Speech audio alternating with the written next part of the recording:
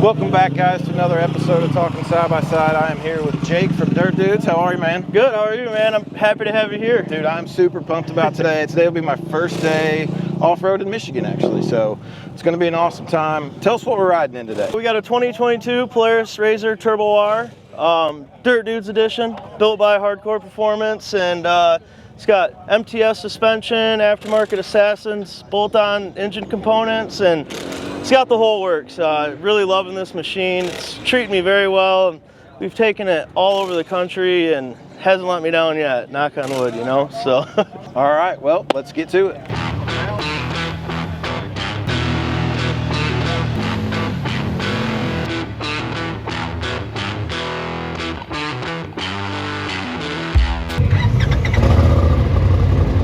Setup. We got Justin Ryan in there. They're gonna go do their interview. So, like I said, I'll put links for him below, and you guys can go and watch each of our interviews that he does with us. Right. So, something a little new. Yeah, we're gonna go show him the mounds and talk. Talking side by side. Okay, I'm gonna give it a little clap to sync everything up. Alrighty. We're recording, so. Okay. Said he was gonna follow us, right? He's not staying back. Okay. Yeah. We're not very fast movers here at the Dirt Dudes. I've seen you race. That's not true. Our time schedules are pretty behind usually. You guys are closing in on 30,000 subscribers, I think. Yeah. Yeah. Yeah, we're Almost really close. Yeah, almost 29, I think, right? Yep. Yeah. It's getting up there now. Come on, guys. All right, guys, we are in cab now with Jake from Dirt Dudes. Welcome to Talking Side by Side, where we sit and talk in a side by side. Hi, dude. I'm excited to have you, and thanks for coming out, man. Welcome to my home park of the Mounds ORV Park in Michigan. Yeah, this is great. This is actually my first time off-road in Michigan. I'm pretty excited about it. Yeah, this is a smaller park located in Mount Morris. I've been coming out here for a really long time, and it's just something close to home that when I get out of work, if I want to go for a lap or two, I can just drive my machine right down the road. I'm very lucky to have something this close, you know, but nothing really compares to going up north and trail riding, though. So this is just a little thing to break the ice kind of thing, you know, if I need to get out and scratch the itch. It gets a little muddy. There's some rock features. There's some sand bowls. I enjoy it. Some people don't, but I enjoy it. It's my home turf, you know. Right. So the park that's closest to me in Indiana is Badlands. Oh, sweet, dude. That's cool. I've only ever been there one time. I'd like to go back. So did you know, actually, that video of you guys going to Badlands for the first time, that video is about to cross 100,000 views. Did you know that? Oh, shoot. That's awesome, dude. Yeah. You know, I haven't seen that one in a while. About 3 years. That's awesome. I actually watched it again on the way up here today. Man, that was like the start of my days with Dirt Dudes there. I just had my first machine ever at an XP1000, and Zach called me up and asked me if I wanted to go, and that really made the deal for me after that trip. Really started hitting it hard. So explain a little bit about how you did hook up with Zach. Like, what's your guys' relationship? Did you have a prior? Man, this is a pretty crazy story, yes. So, I've always lived down in this area, and I was working for a company at the time, and they offered me to move up to a different plant up in Buckley, Michigan, which is close to Mesick, where Zach lives. I didn't know nobody. I had no friends. It was just me and my girlfriend at the time, my wife now. I was actually on my way from work, seeing 2 dirt bikes at the gas station. I had a dirt bike at the time. So I was really wanting to learn the trails, and I didn't know anything. The guys were filling up their bikes with gas. I drove past the gas station, and I just thought to myself, something told me, I was like, I need to go talk to these guys. And it was our friend Garrett and Cody on their bikes. Went up to them and said, hey guys, you know, told them that I'm new to the area, was looking for some dirt bike buddies, and they said, go get your bike. Let's go ride. I was like, oh man, dude, say less. So I went back, got my bike, been friends with them guys ever since, and they introduced me to Zach, and that's where I'm at today, all because I seen those guys at the gas station. Crazy, yeah, it's crazy how things work, and just really happy to be here doing this stuff. Gained a huge passion for this sport, hobby, and racing, and even just all the friendships that have been made through this has been amazing. So when were you first introduced to the off-road world? What was your first machine? Well, I started with dirt bikes. You know, I had that for a while, and then I just kind of wanted to get into side-by-sides. And I had my first side-by-side was a 2016 Polaris Razor XP 1000. Basically stock, kind of instantly went out and broke it. Kind of earned the name Break It Jake with that thing, and it's just been growing from there. It's been a non-stop addiction. And then I went from that, and I got a Pro XP. Had that for a solid 10 months before I wrecked that one. So it's been a learning process. I've taken a lot better care of this one. My Turbo R. It's a lot beefier machine. It's been a long journey with side-by-sides for me, so... Do we wait on them? Oh, I didn't know they were behind us, or not behind us. I was chatting away with you, dude. I don't know when we lost them. I see them coming. One thing that I know everyone is going to want to know about, how is your wife? Oh, man, she's okay. Right now, she's pretty much fully recovered. She had some good bruising. She was struck by side-by-side off the track. She didn't see it coming. And she hit her head on the ground after the impact, so she was knocked out, got a concussion from it. It was a very scary situation, and just thankful she's okay, and she's fine, basically. You know, it's been about 2 weeks now, and she was extremely sore, and we had to be real careful if she didn't fall or bump her head or anything while her brain was healing. She had some minor brain bleeds from hitting her head so bad. Yeah, she's doing good, thankfully. It was a very scary situation. Something I've never been through before. I was pretty traumatized from it, but, you know, I'm just, like I said, thankful she's okay, looking at the positives, you know, could have been worse, and just moving on now, you know, but I really appreciate all the people that have reached out to us, and me, especially my wife. Man, it just shows how lucky we are to be in this industry and have all these thoughtful people. It's a family thing, you know? Yes. Everyone's family. Yeah, off-roading it's an industry like I've never been involved in before. You know, there's not much hate, there's not much jealousy, you know, No. Nobody cares like how much money you have or if you're poor, like nobody cares. We just want to go out and have fun and ride, and we want, you know, you to join us. Everywhere you go, people want to help. You know, if you need a tool or if you need a part, there's no lack of that. Like, people just are willing to help you anytime. It's just a great community to be a part of. Right. And I give back as much as I can as well. I really enjoy progressing the sport and the hobby. Something that I truly enjoy giving back as much as I can. As far as Dirt Dudes goes, you are not full-time Dirt Dudes yet. What else do you do? Correct. Yeah, I'm not full-time Dirt Dudes. I still work a full-time job. I am actually a truck driver. I just got my CDL. I wanted a career change. I've been in the construction trades for a really long time. I wanted a change, and I got my CDL. Now I drive semi-trucks. I haul roof trusses for a company near me where I live. And it's been a great change of pace for me. I enjoy it. I'm a driver. You know, it's my hobby, and it's my job as well, and it's something that I'm really looking forward to continuing doing probably for the rest of my career. I don't want to kick a shovel and dig holes anymore. Right. Well, and hopefully Dirt Dudes is your full-time gig soon. Oh, that's the goal. That's my dream. You know, we're getting close thanks to all the support that we have and everybody that contributes to all of our platforms and our parts website, everything like that. That's what makes the wheels turn here at Dirt Dudes. It takes a lot of work, man. Zach works his butt off for this stuff. Yeah, people don't realize the fun little snippet parts. And, you know, you gotta think that, you know, 30, 45-minute video, that's out of, you know, probably 5 days. Like, there's a whole lot of other time that's involved. And then the amount of time that he spends editing the videos, you know, each video, depending on how many cameras we have and what we're doing that day, it gets very interesting on how much time he puts into it. Yeah. Well, you could probably have 10 hours in the... Well, and if you go back, have you gone back and watched the very first video on Dirt Dudes? I have, actually. I do go back and watch some of the stuff. I don't honestly know what the first one is, though. You'd have to remind me. I'm sorry, Zach, but it was horrible. Oh, yeah. You know, granted, it was like 6-7 years ago. Cell phone quality's changed quite a bit since then. Yeah. Yeah, it's definitely a learning experience throughout the years that we've been doing it.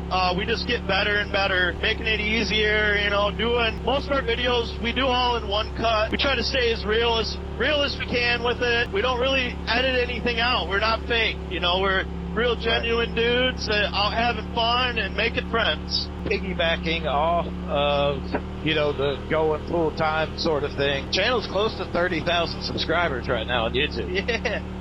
We're getting up there. That's got to be exciting. It is exciting to watch the numbers grow. When I kind of joined on Dirt Dudes, I think we were at about 8,000, and just watching it get up higher and higher has been amazing. I'm just so blessed and thankful to be a part of it. Everywhere we go, we get to meet new people, and sometimes people recognize us, and it's truly a blessing, man, to be a part of something so special. Yeah, well, I mean, that's like, Zach made that post about you guys being here, and there's a gang of people here to ride with you. Yeah, it's we call it a Sunday Fun Day ride. I enjoy that, and we get people to come out, follow us around. I think, there's probably at least 10 machines behind us right now. Oh, easily.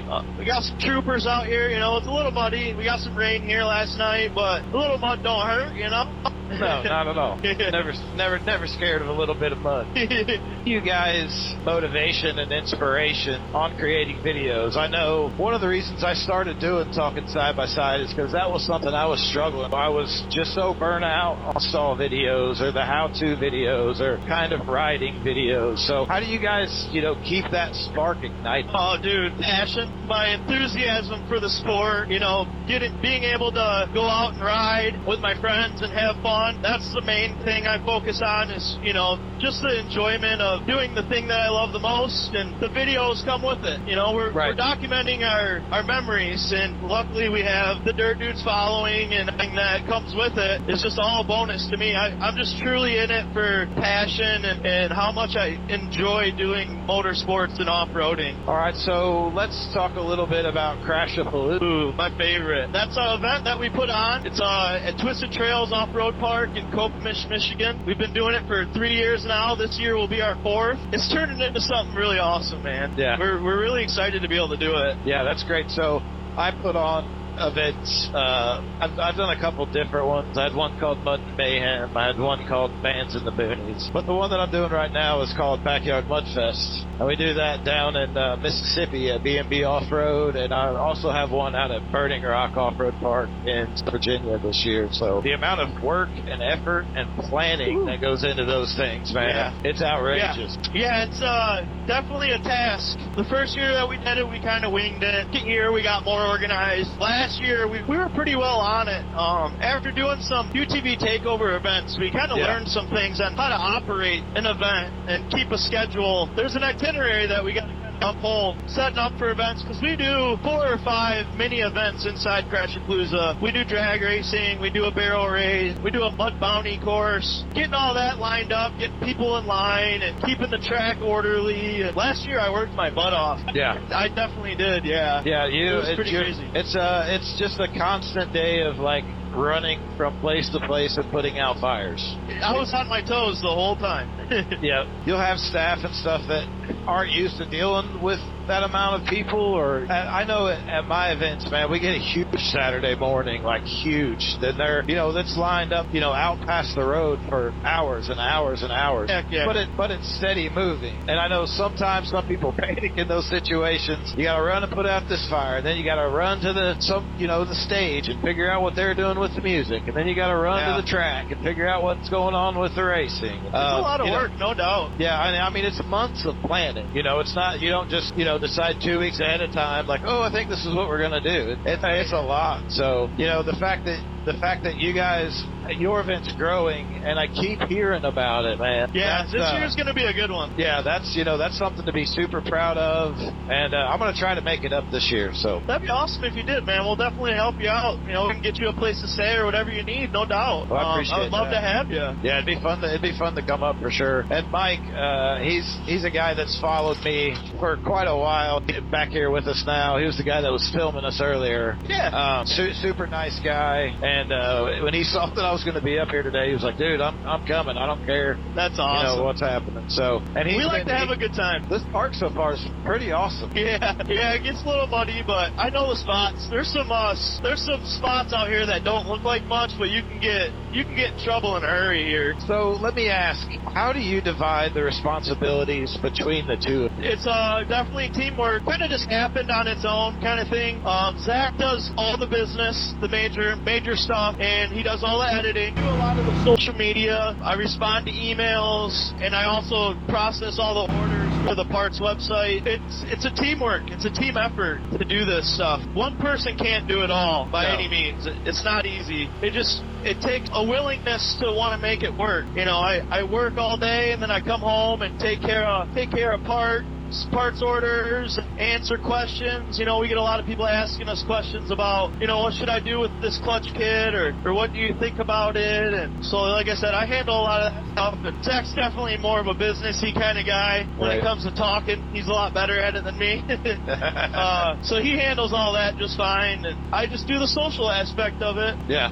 Play the part, you know, be in front of the camera and just have fun with it. There's the technical challenges when it comes to filming and making sure, you know, that you're capturing content that other people want to enjoy. We do it because we love it, and we film it and we edit it because we love to do that. But what kind of technical challenges do you guys face with that sort of thing?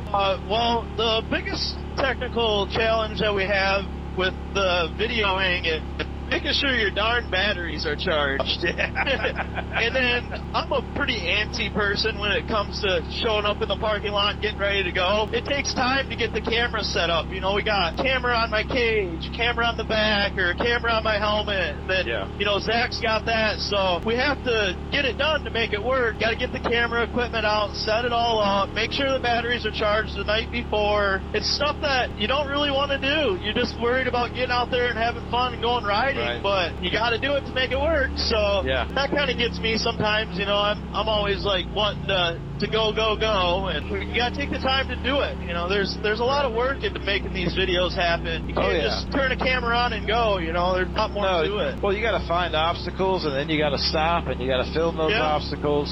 Half the time you got to climb up the hill, and then you got to climb back down the hill so you can drive up the hill. But you know, sometimes on group rides, man, you know, we've been on a couple group rides where me and my buddy Blake, you know, have had to stop and film. They get antsy, man. They get kind of irritated. Oh yeah, I get antsy. I've learned to build my patience up, though. That's for sure. Right. What type of feedback do you typically receive from your viewers, and how does that influence your content, what you guys decide to shoot? We get a lot of positive feedback. It's really awesome to have and hear. Let's see if we can make this. The feedback that we get is what keeps me going, man. Just being able to get a group of people to show up and come riding, that's what keeps me going, is the positive feedback and meeting new people and making new friends. Anybody else can make that turn, probably. I think they should be able to. But do you have any memorable interactions with your fans that have impacted you personally or professionally? Yes. Some of the most amazing interactions that I've had is the younger guys, the kids, and them seeing me race, just them being so envious makes me want to be an even better role model every time I come across that, you know. Something that was super memorable was when we went to UTV Takeover. The amount of people that came up and wanted to meet us was amazing. And just us being across the country in Oregon, 2 guys from Michigan, and just being known when we were there is just truly amazing. It's wild, isn't it? Yeah, we lost him. I don't know what happened. If he had a set of Cardos, we'd know. Right? Yeah, Cardo. What's up, man? Let's get us some. So how do you manage the community aspect of your channel, like including, you know, since you do the social, how do you interact with people? What's your favorite way to interact with them? Most of my communications through Facebook, and we have the Dirt Dudes Army page. It's a public group. You know, it's an army page for people that are able to join and post pictures of and videos and where they're going, and it's a way to communicate with everybody. Oh, I think I heard someone yelling. I did kind of take a hard turn there. They can do it. Come on, you can do it. Oh, Mike. Yeah, he got it. Tyson. Sometimes I forget how capable this machine is, and then you get some smaller ones behind it that might not be able to make it. When did you start racing? I started racing right when I got a side-by-side. I raced my XP1000 at the Trailmaster race at Twisted Trails and just absolutely fell in love. I've always kind of had the race vibe, drive to want to do it. I'm a pretty competitive person, and so I raced anything that had wheels growing up. Right. And then I finally got these super awesome machines and figured out how fun they are and just went for it. This have been learning more and more.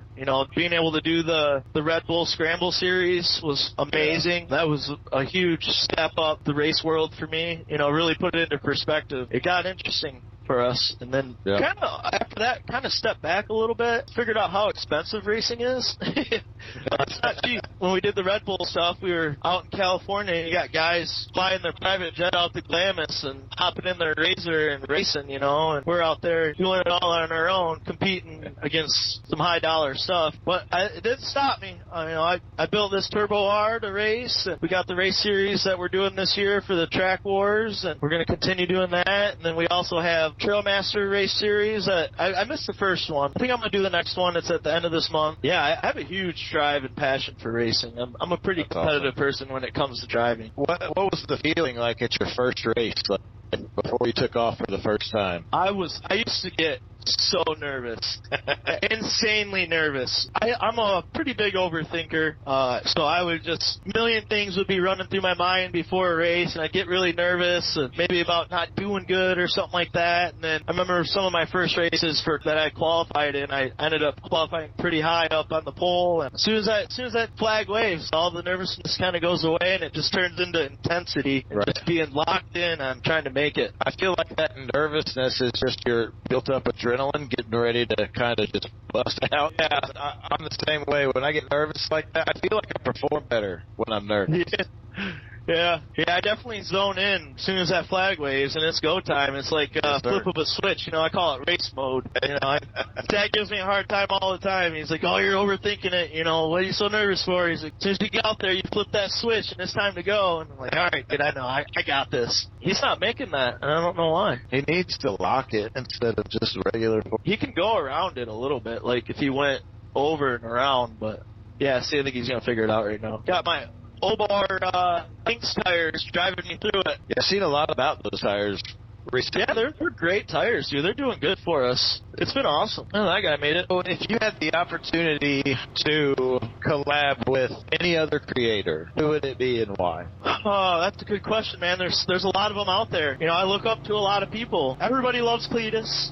I love the events that he puts on. That would be really cool. But I would say, now that I'm thinking, most iconic person, dude, would be Travis Pastrana. Yeah. He's been an idol of mine for a very long time. Being able to go to his compound and check out everything that he has would be freaking awesome, dude. Yeah. I would love to collaborate with Travis Pastrana, dude. He's been an idol of mine since I was a kid. I met him at the Freedom Factory. I was down there with CF Moto last year with Ronnie. Awesome. Yeah, with Ronnie Renner. They were doing a side-by-side race during the Freedom 500. Dude, Travis is the nicest freaking guy ever in the world. Like, awesome, man. One thing I'm always concerned about when I meet people that I've looked up to is I'm always afraid I'm going to be disappointed. It's not at all with Travis, man. He was absolutely awesome. Dude, these hills right here are super cool. Yeah, they've gotten eroded a lot in the last couple of years.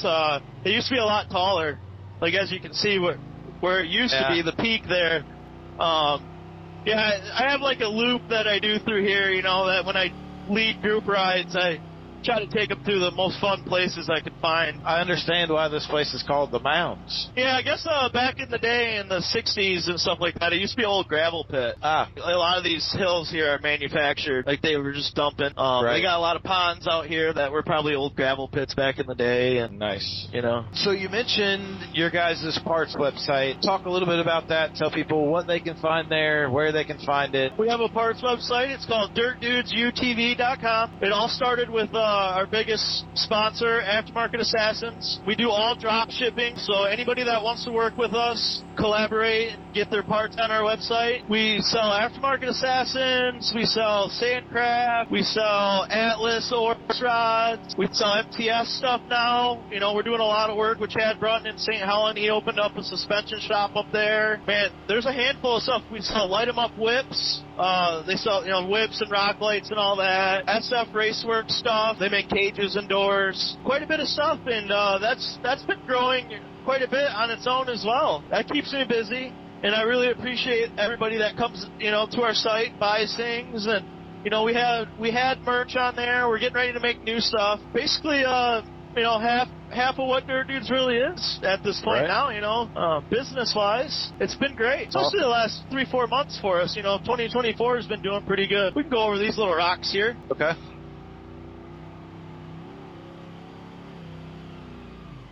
Our FTS suspension, keeping us smooth. I don't have my ground clearance anymore.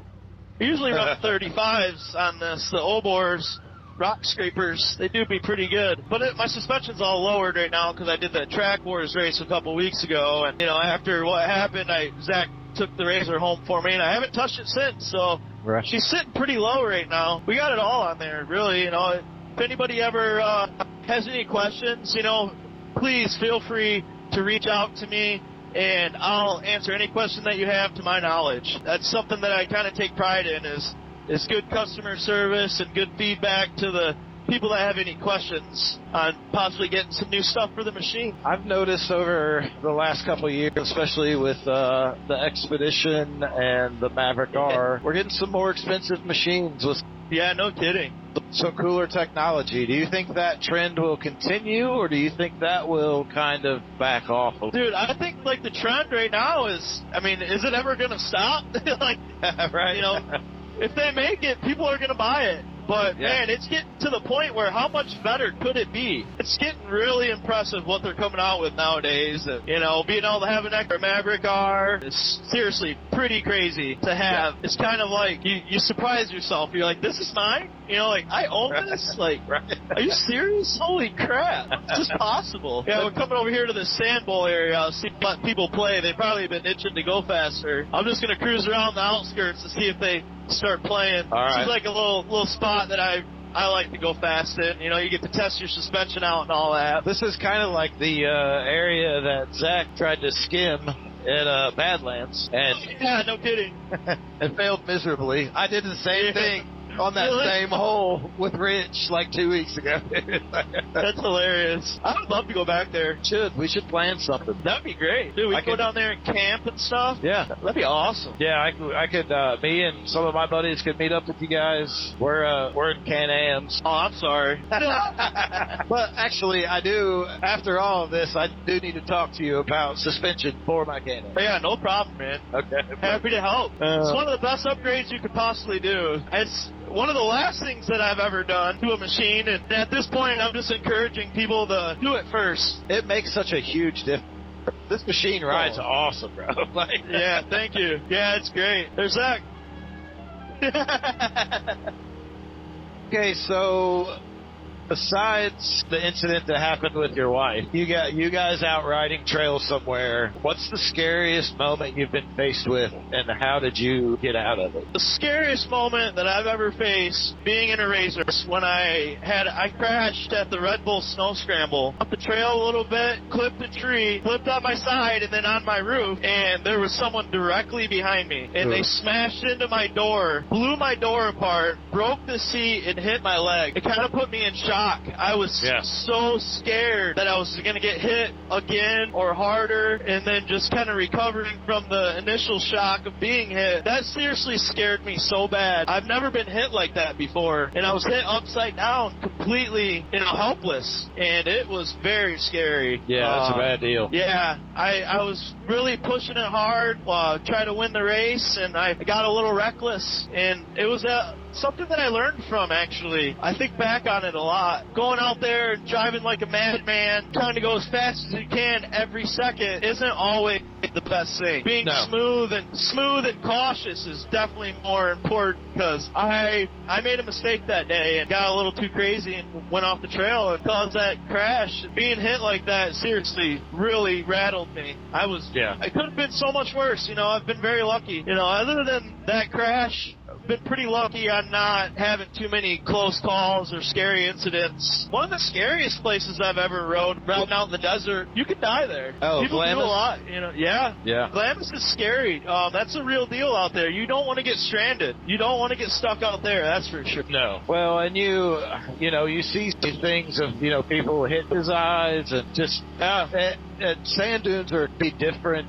You have to pay attention and look for totally different things than normal riding. How do you see the channel evolve? Well, I see the channel evolving by, I think we need to expand a little bit. I kind of been chatting with Zach about maybe using our machines to go overlanding more. Kind of getting into the traveling and camping aspect of it. Maybe, taking a fishing pole or something to go hunting while we're out, and kind of bringing in that a little bit of extra content.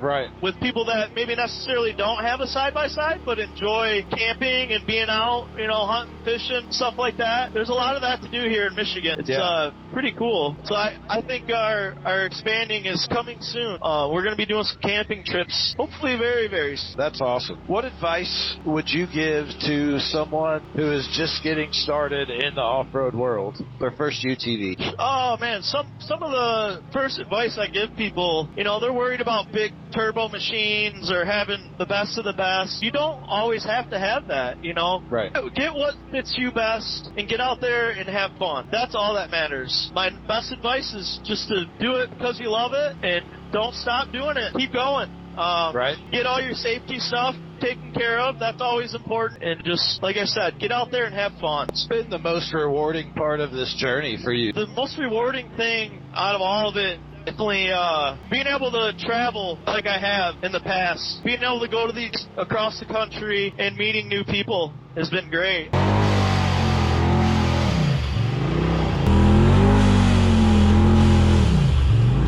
Had to give a little gas on that one. That's all right. Yeah. Not afraid of a little bit of... Yeah. We're going to have some fun in a little while. Open her up in the sand bowl. What kind of equipment do you guys use? For like camera work? Yeah. Yeah, the equipment that we use is all GoPros, and then Zach has a real nice Sony camera. I don't know the model of it, but it's very high quality. We do all of our out of cars, kind of talking in front of the big camera, we call it. Yeah. And then we use all GoPros for the in-car stuff and the racing and the trail riding and all that jazz. All right, the last question I have for you, I ask everybody this. Well, I forgot two people, but I'm asking everybody else. If your off-road life had a theme song, what would it be? Easy. AC/DC, shoot the thrill.